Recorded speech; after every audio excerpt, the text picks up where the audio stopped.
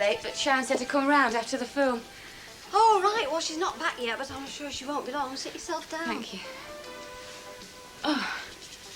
Well, how is she? She's angry. She's angry at me. She's angry at Denise.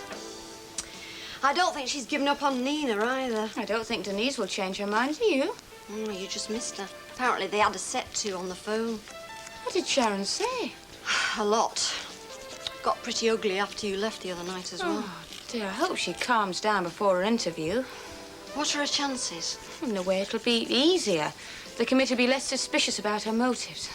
Yeah. Yeah, that's what she says. I just hope that she's not going to, you know, step in where angels fear to tread. Just, you know, Sharon, she carries on regardless. I mean, she blames me. She blames me for telling Denise about Nicky. Well, I did, but I didn't work on Denise. I just told her the truth, that's all. It can't be a bad thing for a child to stay with its mother, surely. Oh, I don't know. Maybe I shouldn't have got involved.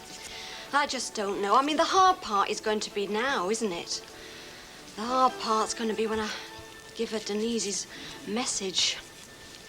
She doesn't want her to see Nina anymore. Oh, David, moment, please. One small thing keeps niggling me concerning Adam. What's that? When you left the office, I happened to mention, inadvertently, of course, that Sharon was considered for this job at the center, naturally assuming that he was aware of this. And? He wasn't. And I cannot truthfully say that receipt of that information pleased him very much. Well, I can imagine. Losing a first-class manager of the garage would come as a bit of a blow. Oh, quite, but that wasn't all. Oh?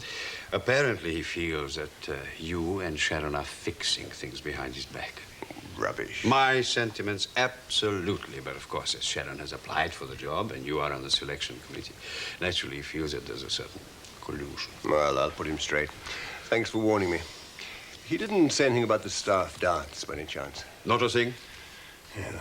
It's getting a bit close for comfort. Should be finalized by now. You know, it puzzles me how a man of his considerable powers should find such a relatively simple task daunting. Yeah. Yes, it does seem strange, doesn't it? I mean, what is involved? Staff, few friends, 50 people at the most, and there's no charge. So it's not even a question of giving value for money. I would have thought that would have made anybody's job easier. Well, let's hope you find it so. Me? I'll leave it in your capable hands, Paul. Oh, David, I think As you rightly point out, Adam is seemingly uninspired. I am too busy to attend to it. But with your flair and imagination, the project couldn't be in safer hands. Look, I really As you say, a very simple matter, Paul. Don't let it daunt you.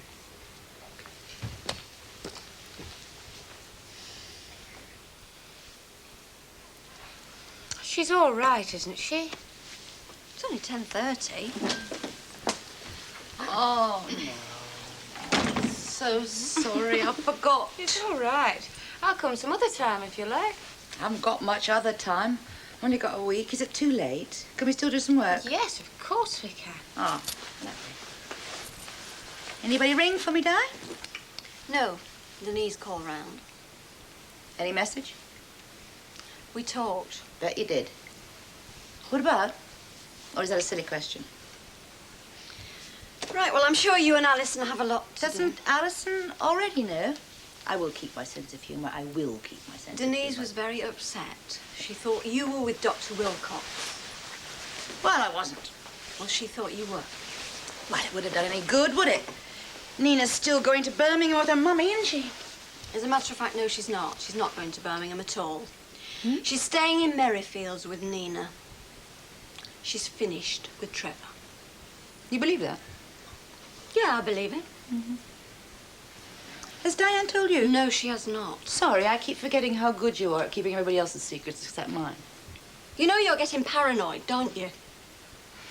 Well, just so you don't get the idea that I am getting paranoid, listen to this. Denise is going into Birmingham to live with a guy who beats her up. Once. Once? You've only got to do murder once. Come on, keep your sense of proportion, will you? Okay, so he had to go at her once, right? He bruised her arm. But for heaven's sake, she's not going to live with him anymore.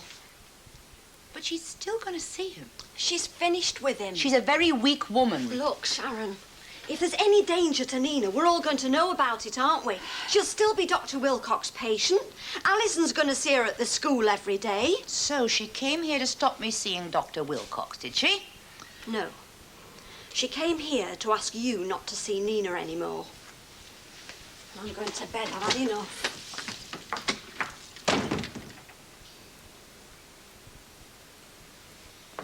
How is she? Oh, I took her a cocoa up. She's propped that drawing up against the dresser, just staring at it. Could clobber Miss Luke.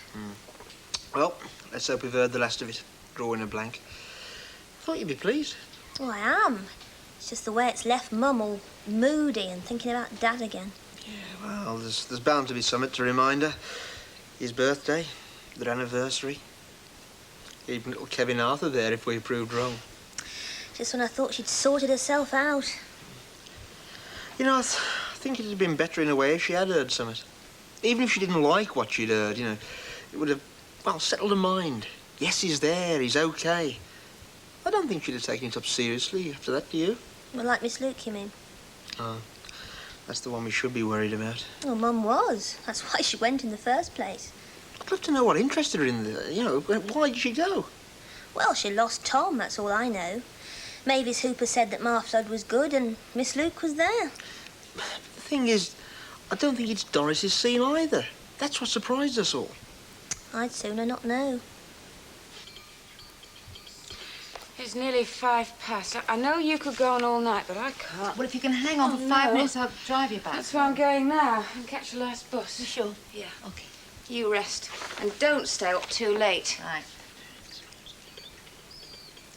Sharon, have you thought of withdrawing your application? Why? Do you not think I'm getting all this stuff? No. No, it's not that. It's quite remarkable how fast you've learnt. It's you. Not the you that can memorise facts and figures. I mean you. Who'd do it if I didn't? I'd like to do it.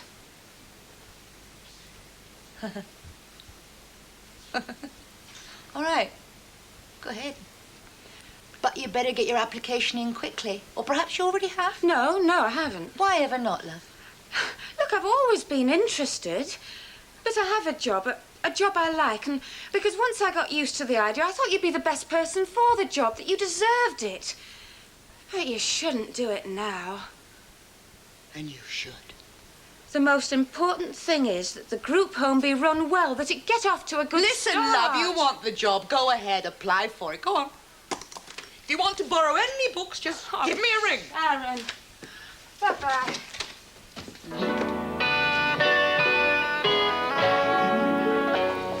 Oh, Diane. Moment, please. Diane, it's about the staff ball.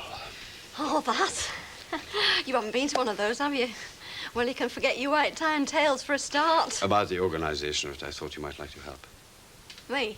Yes. Help who? Me. You? Yes. But I thought David Hunter, you... Yes, David Hunter thought Adam, but then he changed his mind, and it's now me. Oh, so what's your problem? Diane, what exactly do you do? Do? Mm. Well, just eat, drink, and be merry, you know, the usual. Well, I thought something light to start with. Minestrone soup, possible alternative crab mousse. Do you think goulash would go well? Or tiny individual steak and kidney pies, choice of vegetables, fruit salad, etc. Why are your eyes so wide open? We usually have sausage rolls and a bowl of punch. Sausage rolls? Yeah, with the odd vol au vent thrown in if we're lucky. Oh, and a sherry trifle. Oh, well, it needn't take a genius to organize it, then. Are you sure? Oh, year in, year out. How very unimaginative. Still well managed, then.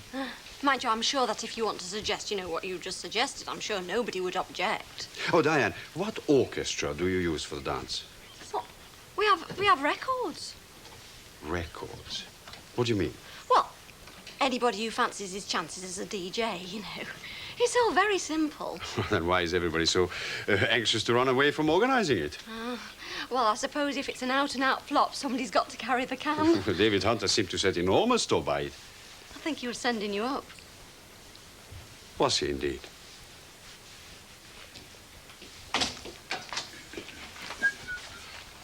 Well, I thought you'd done a so-called report the other night. Do what I could.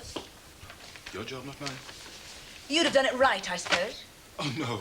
Office work is not my line. Hey, kid, you had the opportunity yet to talk to Chancey on the phone? Not yet. You can carve that on my tombstone if you like. Not yet. Not yet? Not yet. What do you suppose he's ringing about?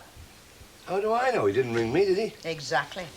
Listen, Mac, is Benny coming home with us? Yeah, and I mean, he's just got to finish that thing in the vault. It won't be long anyway. Actually, Sid, you might be having a new boss. How's that? Oh, now, come off it. Is that why Chancey wants to see you? You must be joking. He wouldn't let you go, kid. You run the place for him. What's the matter with you? He might have to do without me. He might have to. And it would be my choice, not his. Well, what do you mean? Are you ready for this, I wonder? I've applied to run the group home. What? Well, where does that leave us, then, if you get the job? Then Chancey will have to find a replacement. It might liven things up. Who knows? Yeah, well, why is he going outside for a replacement? I mean, when? I mean, where are you going? Not decided, but I hope I might run that group home, Benny. You mean you're going to live there with them? Yeah. Oh, yeah, but you'll still be able to do this job, too. No, I couldn't, because it's a proper job. They need all the help they can get. Anyhow, it's not certain. I've got lots of competition. Oh, you'll get it, I'm sure you will. You don't know who else is applying. Mind you, it's going to be funny, you know, working here without you. Say that again. You don't want to lose me, Sydney, but you think I ought to go. Now, come on. I didn't say that. But if you gotta go, how about putting a good word in for me? Do you know I could? I'll tell you what I do. I will, if I get my job. Job? Yeah.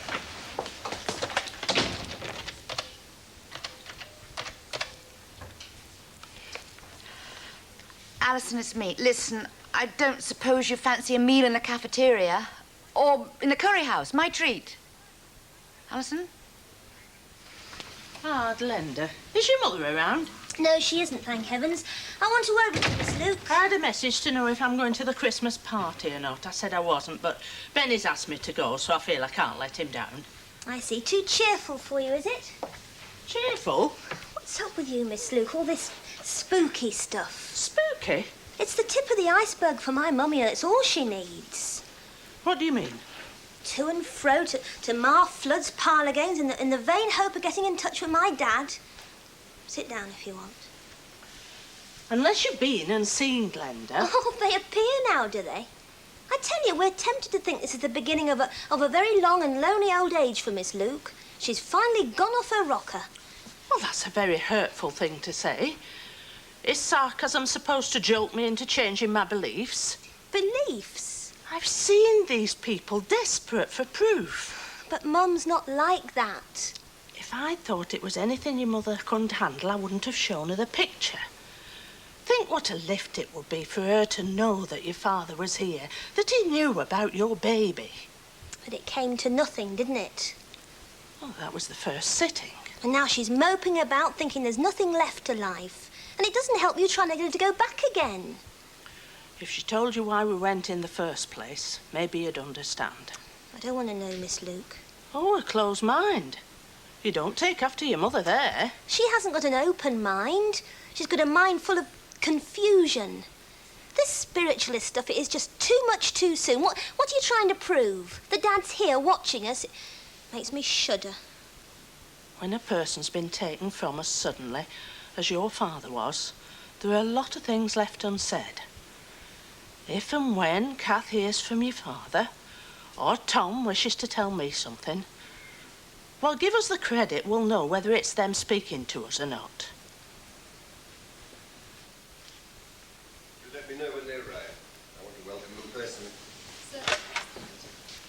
And you're available on the 28th. Splendid. It's Mr. Paul Ross of Crossroads Motel. We're very fortunate indeed that you had a cancellation. Yes. And by the way, it is a 12-piece orchestra. Splendid. If there is one thing I hate, it's a thin sound from an undermanned orchestra, especially for our staff ball. Thank you very much. I'll confirm in writing. No. Goodbye. That's all fixed. A 12-piece orchestra. What else? Well, that is not the sort of thing. Not the sort of what? They dance to records. Oh, how quaint. And sometimes someone thumps a piano. This is not come dancing. Unfortunately, Mr. Hunter, when you gave me this task to perform, you failed to give me proper instructions. Must have been to staff dances. Oh, I have. The last one was at the Miramar. Dinner jacket affair. Thoroughly enjoyable. Well, this is come as you please. Do your own thing. I see. So you can cancel the orchestra. Impossible. They have been cancelled before. And they're due for a repeat performance. Now, what about food? All sorted out. Crab mousse, goulash, choice of For salad. all, we have sausages. Splendid idea. I'll make a note of it. And we'll ask Shuey McPhee to make a nice sherry trifle. Lavish. Now, about the cabaret. Paul, they entertain themselves. It's what they prefer. I must say, Mr. Hunter, you can consider yourself very fortunate indeed to have a staff composed entirely of sausage lovers who will sing and dance at the drop of a hat.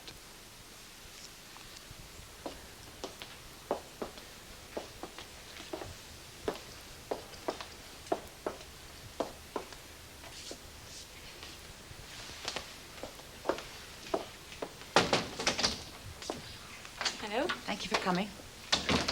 I could have come over to the flat. Well, Di can have the flat to herself and we can talk. We don't have to go out to dinner to do that, do we? Well, I wanted us to be friends again, and breaking bread was the friendliest thing I could think of. I am your friend, whether you think so or not. And so is Diane, no matter how much you bully her. I'll bully her. Yes. Yeah. How much do you want this job, Alison? Told you. I've got a job. It isn't that. It's a challenge.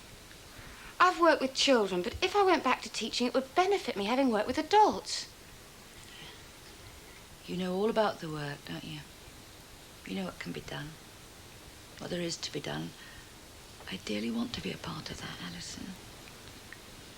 I mean, I can't have your training. I can't be a teacher. I'm too old for all that, all those facts and figures. I want the life. I'll get over my disappointment about Nina. I promise you I will. No problem. I'm a very tough lady. I was that tough all the time. I am. You see, if you apply... Have you applied already? No, I've been thinking about it. Well, if you do, you'll get it. Of course you will. The committee knows you. You've got the experience. And nobody can say your motives are too personal or that you're too highly strung, and I'm not. I promise you, last night was an exception. You can ask Di. We've shared that flat for 3 years. I think I'm begging you, aren't I? Let me have it. I'll give it everything I've got. Let me have a crack at it. All right. I won't even apply.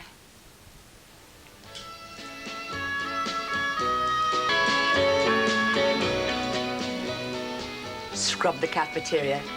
Let's go to the curry house. Just say yes. Yes. Yes. Come on.